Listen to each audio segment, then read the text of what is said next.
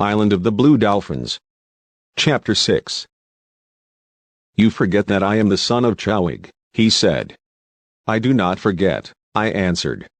But you are a small son. Someday you will be tall and strong, and then you will be able to handle a big canoe.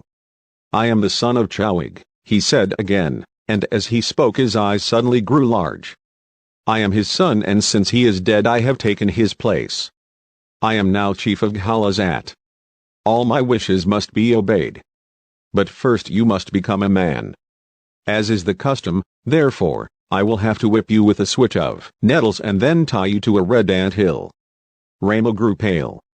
He had seen the rites of manhood given in our vibe and remembered them.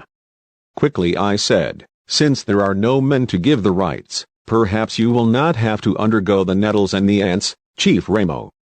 I do not know if this name suits me, he said, smiling. He tossed his spear at a passing gull. I will think of something better. I watched him stride off to get the spear, a little boy with thin arms and legs like sticks, wearing a big string of sea elephant teeth. Now that he had become chief of Ghalazat, I would have even more trouble with him, but I wanted to run after him and take him in my arms. I have thought of a name, he said when he came back. What is it? I asked solemnly. I am Chief Tanyazatlopai. That is a very long name and hard to say. You will soon learn. Chief Tanyazatlopai said. I had no thought of letting Chief Tanyazatlopai go alone to the place where the canoes were hidden, but the next morning when I awoke I found that Ramo was not in the hut. He was not outside either, and I knew then that he had got up in the dark and left by himself. I was frightened. I thought of all that might befall him. He had climbed down the kelp rope once before, but he would have trouble pushing even the smallest of the canoes off the rocks. And if he did get one afloat without hurting himself, would he be able to pedal around the sandpits where the tides ran fast? Thinking of these dangers, I started off to overtake him. I had not gone far along the trail before I began to wonder if I should not let him go to the cliff by himself. There was no way of telling when the ship would come back for us. Until it did, we were alone upon the island. Ramo therefore would have to become a man sooner than if we were not alone, since I would need his help in many ways. Suddenly I turned around and took the trail towards Coral Cove. If Ramo could put the canoe in the water and get through the tides that raced around the sandpits, he would reach the harbor when the sun was tall in the sky. I would be waiting on the beach, for what was the fun of a voyage if no one were there to greet him? I put Ramo out of my mind as I searched the rocks for mussels. I thought of the food we would need to gather and how best to protect it from the wild dogs when we were not in the village. I thought also of the ship. I tried to remember what Matasape had said to me. For the first time I began to wonder if the ship would ever return. I wondered about this as I pried the shells off the rocks, and I would stop and look fearfully at the empty sea that stretched away farther than my eyes could reach. The sun moved higher. There was no sign of Ramo. I began to feel uneasy. The basket was filled and I carried it up to the mesa. From here I looked down on the harbor and farther on along the coast to the spit that thrust out like a fish hook into the ocean. I could see the small waves sliding up the sand and beyond them a curving line of foam where the currents raced. I waited on the mesa until the sun was overhead. Then I hurried back to the village, hoping that Ramo might have come back while I was gone. The hut was empty. Quickly I dug a hole for the shellfish, rolled a heavy stone over the opening to protect them from the wild dogs, and started off towards the south part of the island. 2 nails led there, one on each side of a long sand dune. Ramo was not on the trail I was traveling and, thinking that he might be coming back out of sight along the other one, I called to him as I ran. I heard no answer, but I did hear, far off, the barking of dogs. The barking grew louder as I came closer to the cliff. It would die away and after a short silence start up again. The sound came from the opposite side of the dunes, and leaving the trail I climbed upward through the sand to its top. A short distance beyond the dune, near the cliff, I saw the pack of wild dogs. There were many of them and they were moving around in a circle. In the middle of the circle was Ramo. He was lying on his back, and had a deep wound in his throat. He lay very still. When I picked him up I knew that he was dead. There were other wounds on his body from the teeth of the wild dogs. He had been dead a long time, and from his footsteps on the earth I could see that he had never reached the cliff. 2 dogs lay on the ground not far from him, and in the side of one of them was his broken spear. I carried Remo back to the village, reaching it when the sun was far down. The dogs followed me all the way, but when I had laid him down in the hut, and came out with a club in my hand, they trotted off to a low hill. A big gray dog with long curling hair and yellow eyes was their leader, and he went last. It was growing dark, but I followed them up the hill. Slowly they retreated in front of me, not making a sound. I followed them across 2 hills and a small valley to a 3rd hill whose face was a ledge of rock. At one end of the ledge was a cave. One by one the dogs went into it. The mouth of the cave was too wide and high to fill with rocks. I gathered brush and made a fire, thinking that I would push it back into the cave. Through the night I would feed it and push it farther and farther back. But there was not enough brush for this. When the moon rose I left the cave and went off through the valley and over the 3 hills to my home.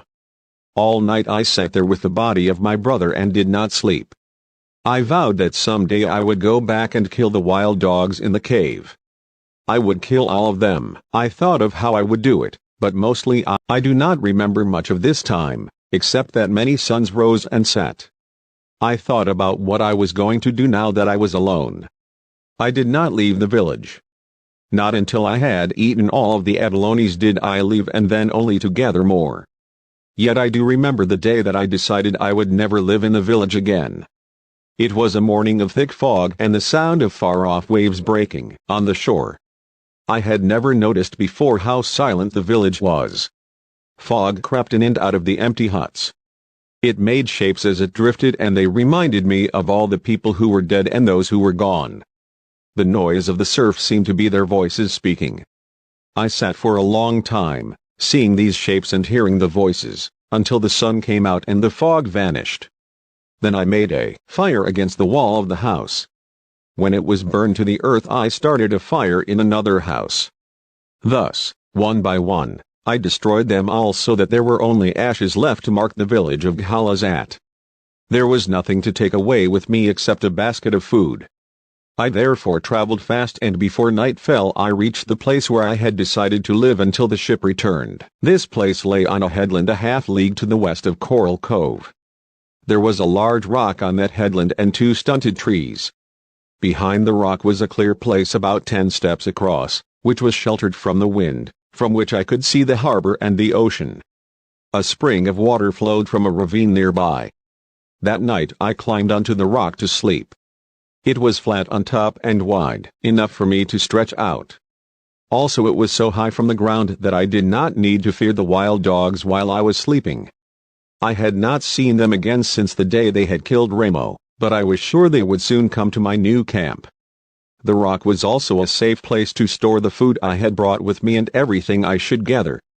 Since it was still winter and any day the ship might return, there was no use to store food I would not need.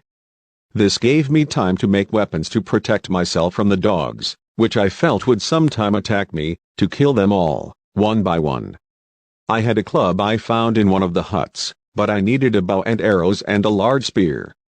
The spear which I had taken from the slain dog was too small.